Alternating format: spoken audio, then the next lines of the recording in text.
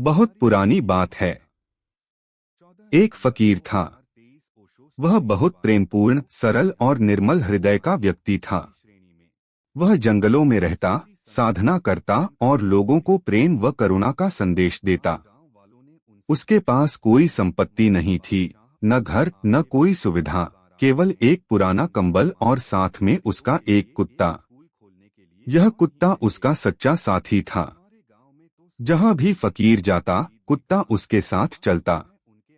वह फकीर का इतना वफादार था कि जब फकीर ध्यान करता, वह शांत बैठा उसकी रक्षा करता। जब फकीर भिक्षा मांगने जाता, वह पीछे पीछे चलता। एक दिन फकीर तीर्थ यात्रा पर निकला। उसने नदियां पार की, पहाड़ों को लांघा और नगर नगर घूमता रहा। इस पूरी यात्रा में उसका कुत्ता सदा उसके साथ रहा। लोग फकीर के उपदेशों से प्रभावित होते, लेकिन वे यह देखकर चकित भी होते कि एक कुत्ता सदा उसके साथ क्यों है। कुछ लोग कहते, फकीर है फिर भी कुत्ता साथ रखता है, यह क्या साधुता हुई। पर फकीर मुस्कुरा देता और कहता, यह कुत्ता मेरे साथ नहीं, मेरे भीतर है। यह केवल शरीर से मेरे साथ है, पर इसकी भक्ति मेरे हृदय में बसी है। समय बीतता गया। एक दिन फकीर को पता चला कि पास के गांव में एक बड़ा संत प्रवचन कर रहे हैं। उसने सोचा, चलकर सुनना चाहिए। वह अपने कुत्ते के साथ वहां पहुंचा। संत ने बड़े भावपूर्ण शब्दों में कहा, जो ईश्वर की खोज करना चाहता है, उसे सब कुछ छोड़ देना चाहिए, यहाँ तक कि पशु, संबंध, बंधन सब छोड़ दो, तभी परमात्मा मिलेगा। फकीर ने सोचा, यह बात तो सही है। अब मुझे इस कुत्ते को भी छोड़ देना चाहिए। अगले दिन वह एक जंगल में गया और कुत्ते से कहा, अब मैं तुझे छोड़ता हूँ, तू स्वतंत्र है। मैं तुझसे प्रेम करता हूँ, पर ईश्वर की खोज में अब तेरे साथ नहीं रह सकता। कुत्ता कुछ नहीं बोला, केवल उसकी आंखों में करुणा थी। फकीर चला गया। लेकिन कुछ दूर जाने के बाद उसने देखा कि कुत्ता पीछे पीछे आ रहा है। उसने उसे डांटा, भगाया, पत्थर फेंके, पर कुत्ता रुका नहीं। फकीर थक गया। उसने सोचा, यह कैसे संभव है, मैंने तो इसे छोड़ दिया। रात हुई। फकीर ध्यान में बैठा। कुत्ता थोड़ी दूर पर बैठा रहा, पर आंखों से अश्रु बहते रहे। रात बीती, भोर का उजाला फैला। फकीर ध्यान से उठा। उसकी निगाहें अनायास ही उस ओर गईं, जहां कुत्ता बैठा था। लेकिन अब वह बैठा नहीं था। वह चुपचाप जमीन पर लेटा था। उसकी आंखें खुली हुई थीं, पर उनमें जीवन नहीं था। वह चल बसा था, भूखा, प्यासा, थका हुआ, पर अपने मालिक के प्रति प्रेम में अडिग, समर्पित। फकीर फूट फूट कर रो पड़ा। उसने कहा, हे प्रभु, मैं इस कुत्ते से जीत नहीं सका। उसकी भक्ति ने मुझे पराजित कर दिया। उसका समर्पण ही मेरा गुरु बन गया। उसी क्षण फकीर के भीतर एक ज्योति फूटी। उसे अनुभव हुआ कि ईश्वर कहीं बाहर नहीं, भीतर ही है, प्रेम में, भक्ति में और समर्पण में। उसके नेत्रों से अश्रु बहने लगे और वह उसी क्षण आत्मज्ञान को प्राप्त हुआ। यह दृश्य देखकर फकीर के हृदय का बांध टूट गया। वह दौड़कर कुत्ते के पास गया, उसे अपनी गोद में उठाया और फूट फूट कर रोने लगा। उसकी आंखों से आंसू थम नहीं रहे थे।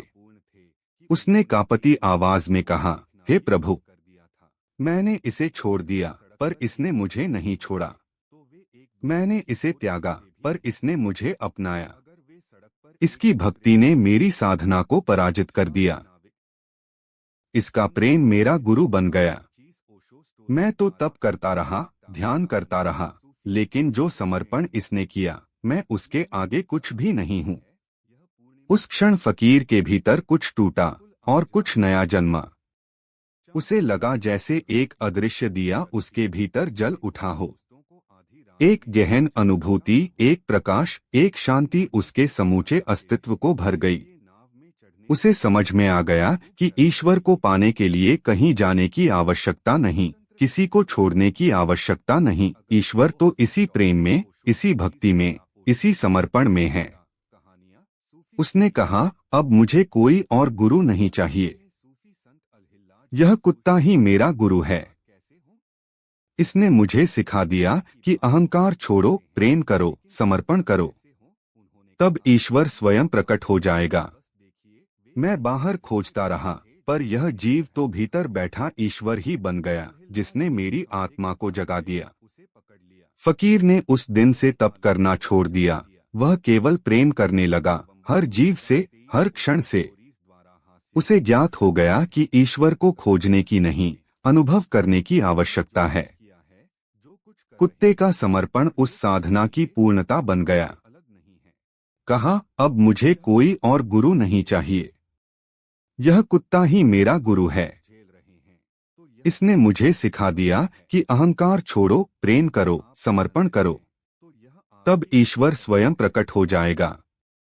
मैं बाहर खोजता रहा, पर यह जीव तो भीतर बैठा ईश्वर ही बन गया, जिसने मेरी आत्मा को जगा दिया।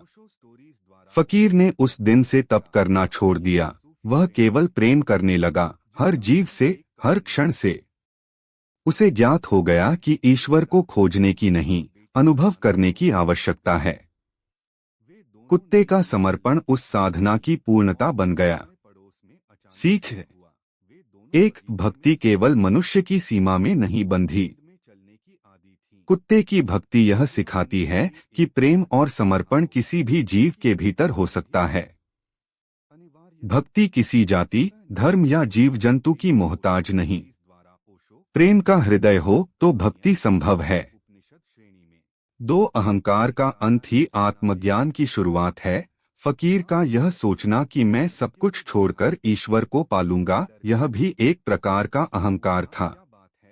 कुत्ते की भक्ति ने उस अहंकार को तोड़ा और वहीं से आत्मज्ञान की शुरुआत हुई। 3, ईश्वर बाहर नहीं, भीतर है। फकीर बाहर ईश्वर की खोज में था, लेकिन अंततः उसे अनुभव हुआ कि ईश्वर उसी के भीतर है, उस प्रेम में जो कुत्ते ने दिखाया, उस समर्पण में जो अहंकार से परे था। 4, सच्चा गुरु कभी कभी सबसे निम्न समझे जाने वाले रूप में आता है। फकीर ने कभी सोचा नहीं था कि उसका कुत्ता ही उसका गुरु बन जाएगा। परंतु जीवन में शिक्षा वहां से मिलती है जहां हम अपेक्षा नहीं करते, केवल सजग होना आवश्यक है। यह ओशो की हिंदी कहानी। ओशो की हिंदी कहानी केवल एक फकीर और उसके कुत्ते की नहीं, यह हर साधक की यात्रा है जो बाहर खोजता है पर भीतर पाता है। यह कहानी बताती है कि जीवन के हर अनुभव में, हर संबंध में ईश्वर छिपा है, बस उसे देखने की आँख चाहिए। प्रेम और समर्पण यही द्वार हैं और अहंकार यही सबसे बड़ा बंद दरवाजा। अगर हम प्रेम से देख सकें तो हर जीव, हर क्षण, हर अनुभव गुरु बन जाता। वे अपने कुछ 100 शिष्यों के साथ में रह रहे थे।